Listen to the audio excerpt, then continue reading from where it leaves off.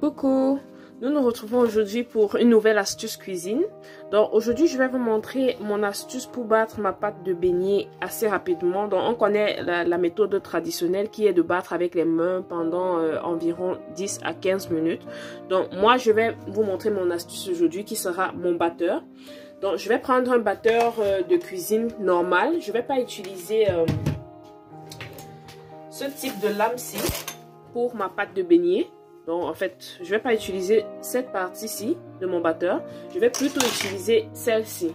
Donc je vais battre, en fait je vais mettre mon, je vais commencer à enclencher mon moteur à mon appareil au niveau 2. Donc je commence d'abord par le niveau 2. Je vais battre pendant 2 minutes environ.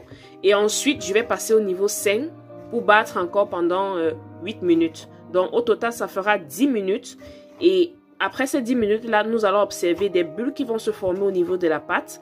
Et ce sera le signal pour nous dire qu'en fait, pour nous signaler en fait que notre pâte est déjà prête. Donc, c'est parti pour 2 minutes d'abord au niveau 2.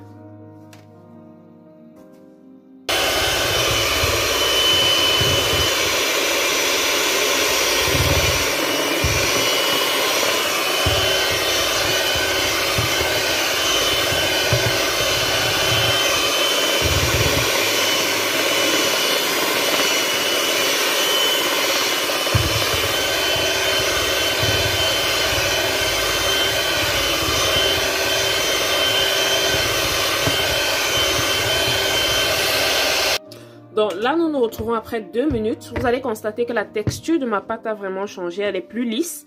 Donc là, je vais passer au niveau 5 et je vais battre pendant environ 8 minutes. Donc la recette entière de mes ingrédients, en fait, la quantité exacte de mes ingrédients, vous le retrouvez dans une autre de mes vidéos. Donc vous cherchez la vidéo, la recette des beignets farine. Donc là, vous allez voir en fait tous les ingrédients que j'ai utilisés, la farine, le sucre, le lait, la levure, en fait les quantités exactes. Donc après avoir mélangé toutes ces quantités là, vraiment étape par étape comme j'ai décrit dans la vidéo, vous passez votre pâte au batteur pendant 2 minutes au niveau 2 et ensuite 8 minutes au niveau 5. Donc là je m'en vais pour 8 minutes au niveau 5. On se retrouve tout de suite. Donc là nous nous retrouvons après 10 minutes. Donc, j'ai battu au niveau 5 pendant 8 minutes.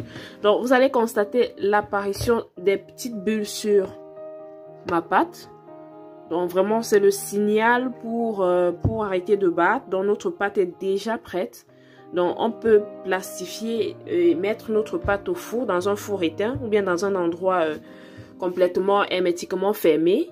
Et notre pâte va gonfler. Donc, tant que vous n'avez pas ces petites bulles-ci, qui apparaissent au-dessus de votre pâte, c'est que votre pâte n'est pas encore bien battue. Donc, si vous mettez ça dans un endroit fermé, votre pâte ne va pas monter. Donc, c'est vraiment très important d'avoir ces bulles-ci au-dessus. Donc, je vais arrêter de battre comme ça. Et ce sera tout pour cette astuce aujourd'hui. Donc, on se retrouve sur ma chaîne YouTube avec d'autres recettes. N'hésite pas à t'abonner sur ma chaîne si tu as aimé l'astuce et de mettre un like, de partager et de commenter si tu as testé la recette à la maison et qu'elle a marché. Bye bye!